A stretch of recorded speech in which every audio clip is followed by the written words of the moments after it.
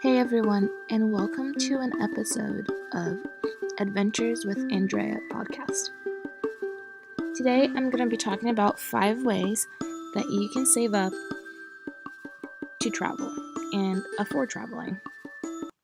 To start off, traveling is not the cheapest thing that you can buy. It's definitely very expensive and costly, but it's definitely the most worth it thing you can spend your money on because these experiences, as they say, are priceless.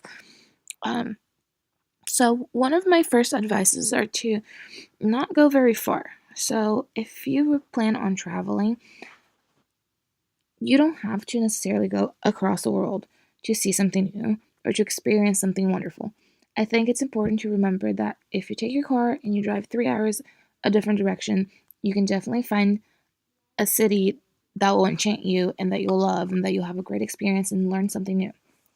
So when it comes to traveling, and you want to save up, but you still want to go have fun and experience new things, look and do a little bit of research and find somewhere near in your own state that you can go to, or in neighboring states, or even spatially closer countries such as Mexico if you live in the US, or Canada, which are places that not a lot of people think about traveling to, but they're beautiful in their own ways, and you can experience their culture and eat great food and still see great things. Another advice is to share your costs with friends. So when you travel in a group, it's easier to split up the cost of things, making it a lot less expensive to do all the things you want to do while abroad.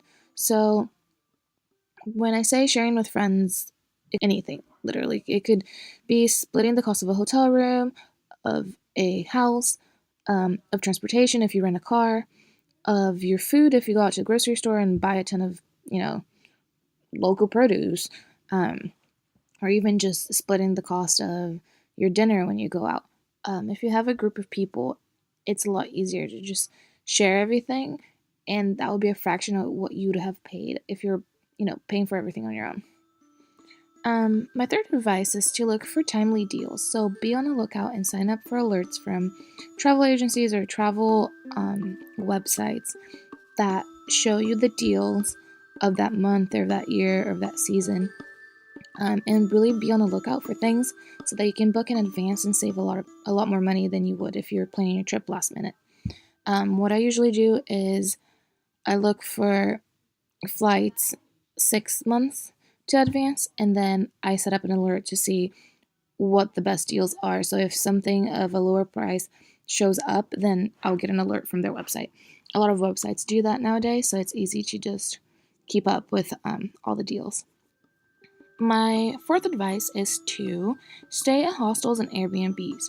So rather than spending a ton of money on some chain hotel like the Hilton, Marriott, or that, spend your money on a hostel or Airbnb, because if you think about it, you're spending most of your time outside of that room, and it may not be worth it to spend hundreds of dollars in a hotel room when you can rent out someone's home through Airbnb and pay a fraction of the price for that.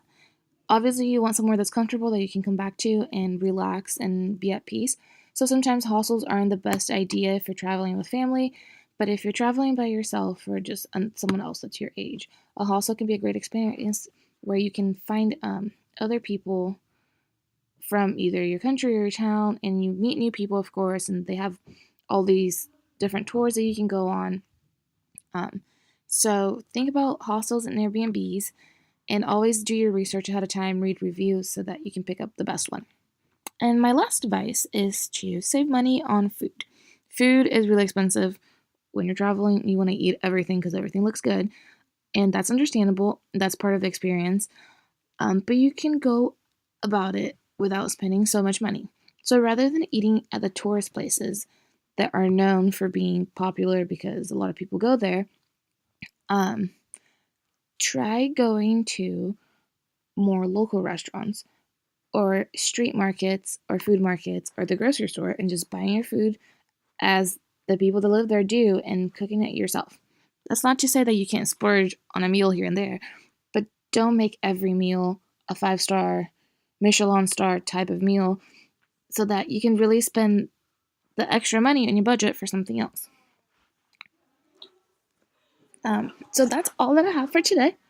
Thanks for listening in, and I will see you guys in the next episode. Bye!